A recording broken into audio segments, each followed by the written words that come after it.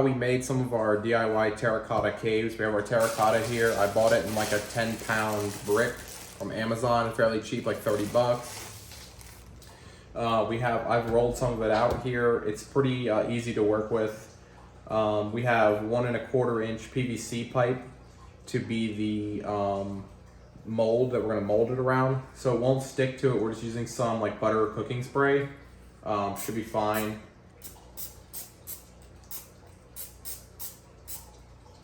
So like I'm literally just wiping off some of the excess, like just enough to make it to where like the cave is not gonna stick to the PVC pipe.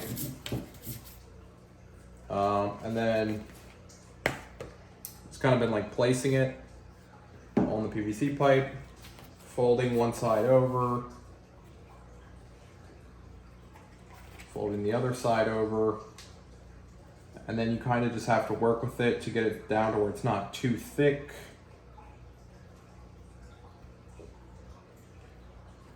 And then as you can see, like as you keep working with it, you can just mold it to whatever size you want. And then if you didn't want 1¼ inch caves, you could get like smaller PVC, like this would probably be like bristle nose size. But I'm making bigger caves. That was the point of doing this. So here are some of the ones we've already made.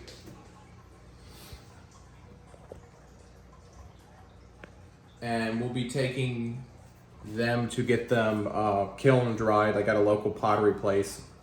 And then I'll pick it up from there and show you guys how they turned out. So I have all of the caves here in a box, and they are nice and air dried. Like you can hear that they're fairly hard. They're ready to be kiln fired. Just to make sure that they can go like underwater without any issues and stuff like that. But basically I had a hard time finding like a pottery place that would fire them for me, based off of that I made them out of terracotta, basically, because a lot of places, like, they just won't fire terracotta, or they fire their kiln at much higher. So I actually have a friend who works at a local high school, which I'm at right now, and they have a kiln, and he talked with I guess the program coordinator, and they're gonna let me fire the caves there. It also helps probably that I've donated fish to his aquariums at the high school. So you know, that's always cool when you can help somebody else out and then they can help you out. So I'm gonna take them in here to him, get them kiln dried, and then I will pick up the video at that point, and then they should be ready to go into the tank. All right, so here's the finished product, and I think it turned out really well, actually, like better than I could have hoped for. As you can tell, they are solid. You know, they got kiln fired or kiln dried, and they are completely solid. They are looking great, and I'll show you the inside here if I get my flashlight going. There we go. You can see they kind of come to a point at the end. They are hollow.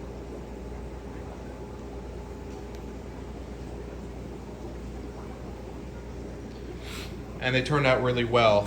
There's all different shapes and sizes. Some are larger than others. The smaller ones I'm just going to use for my bristle nose. But basically, for comparison, here is a terracotta plant spike, which is commonly used.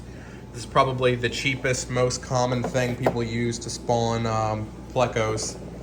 And as you can tell, really for my sultan plecos, it's kind of why I made these, to make bigger caves. There's only about this much usable space in this cave, which is probably maybe 6 inches. And as you can tell, some of these caves are much, much larger. This one's probably double. It's about the same diameter on the inside, but it's probably double the length, the usable length, because they can use about all the way to about here, and it's only about there on this cave. So that was the whole point of me making these, is that I think that these caves that I have been using are too small for my sultan plecos to properly spawn in. So I looked and I looked to source a better cave for them. Couldn't find it. And you know, sometimes to get something that you need, you got to do it yourself. So that's what I decided to do here.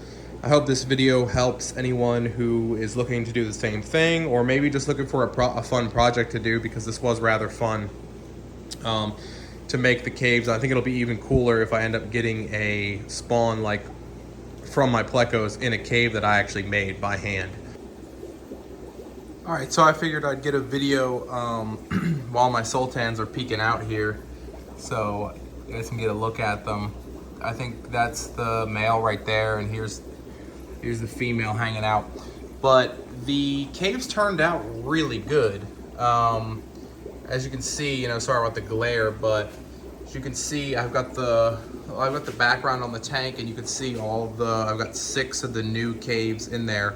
I'm probably gonna take these white caves out, but they wouldn't come out of the cave, so I'm just gonna leave them in there. I'm assuming that they'll go to the new cave at some point, and I'll be able to take it out. This is my DIY cave slates that I made from Home Depot, and then I've got the piece of driftwood over here, and I've got the piece of driftwood on top. I run 2 sponge filters, one on this side, one over there on that side, and then I've got the Aqua Clear 70 on the back as well, mainly just to provide flow directly over the caves. That's what they seem to like. And I'm hoping that with the new larger caves that we get some spawns here soon, and I'll be super excited and obviously make a video if that happens. So thanks for sticking around for the whole video, and like and subscribe.